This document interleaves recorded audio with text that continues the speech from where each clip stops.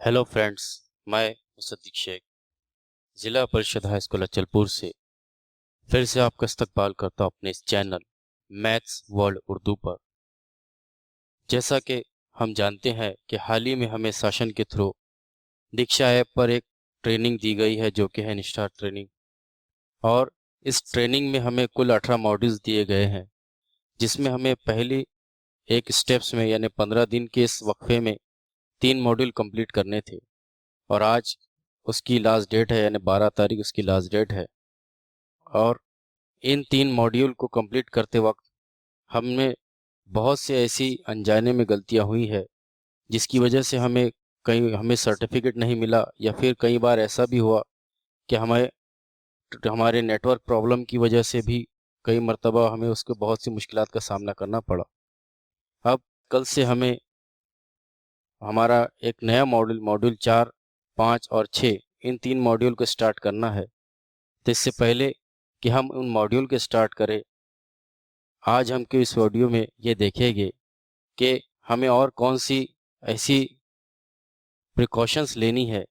जिसकी वजह से हम आने वाली गलतियों से बच जाए। तो आज का वीडियो इसी उन्वान पर है। तो चलिए शुरू करते हैं हमारा वीडियो।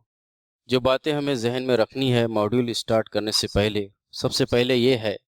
कि डाउनलोड किए हुए सर्टिफिकेट को वेरीफाई करना। जैसा कि हम जानते हैं कि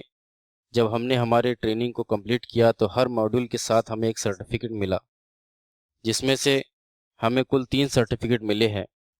बहुत से ऐसे टीचर्स भी हैं जिन्हें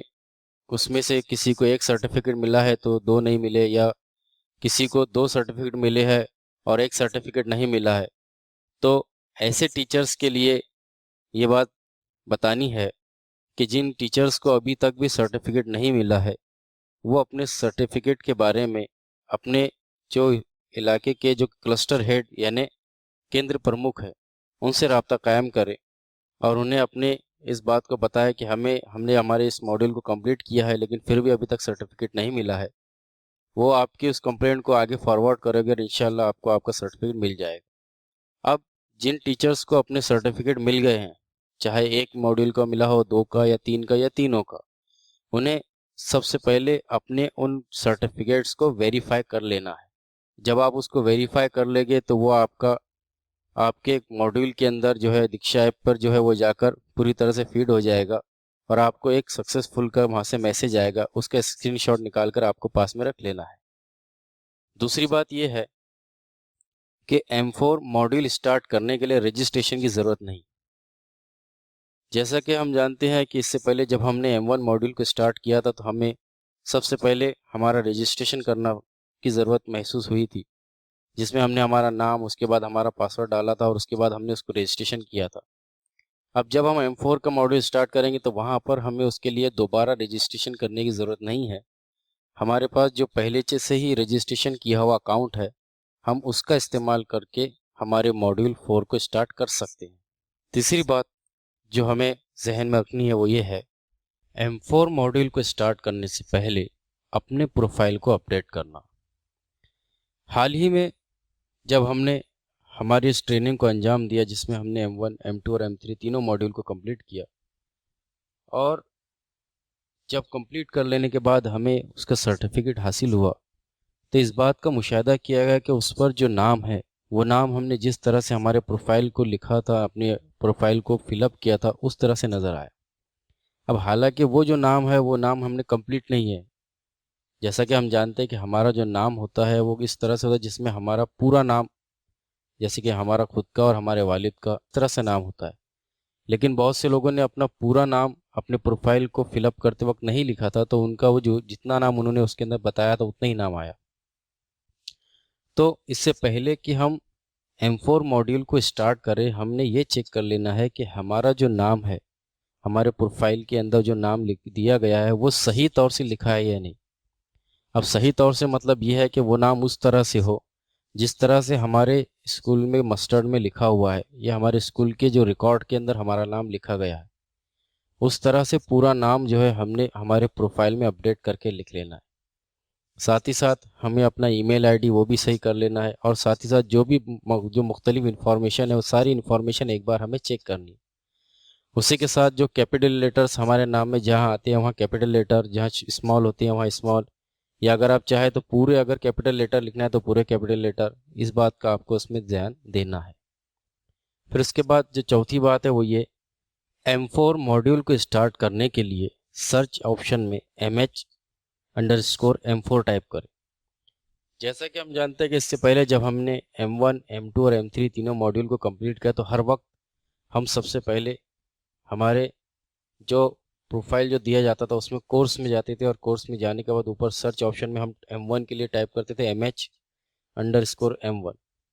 M2 मॉड्यूल के लिए यानी दूसरे मॉड्यूल के लिए हमने किया था MH_M2, M3 मॉड्यूल के लिए हमने टाइप किया था MH_M3। उसी तरह से चौथे मॉड्यूल के लिए भी हमें उस सर्च ऑप्शन में MH_M4 टाइप करना है।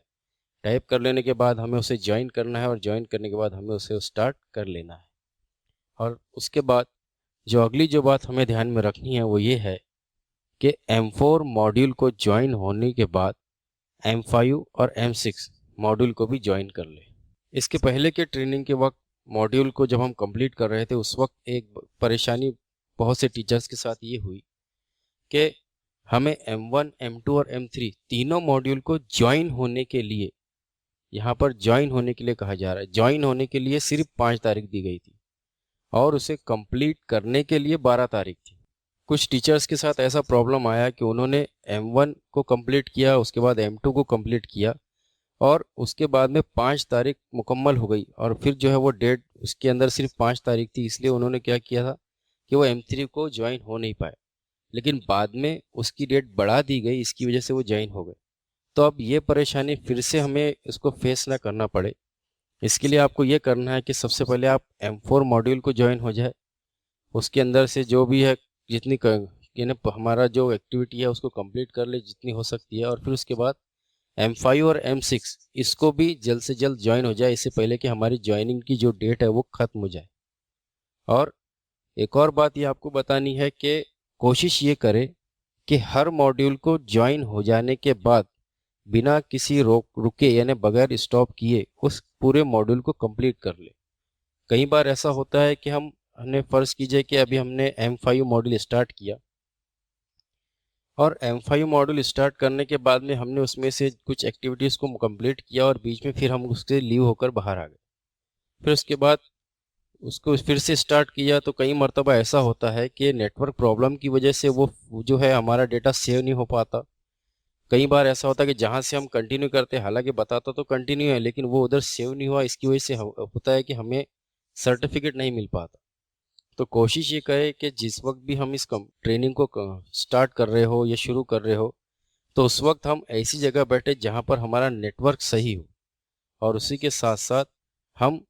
उस ट्रेनिंग को, उस मॉड्यूल को एक ही वक्त में पूरा मुकम्मल करने की कोशिश करें ताकि हमें सर्टिफिकेट बआसानी मिल जाए।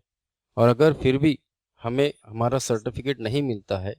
तो फिर हम हमारे जो केंद्र प्रमुख है या क्लस्टर हेड है उनके पास में उसके बारे में बताएं,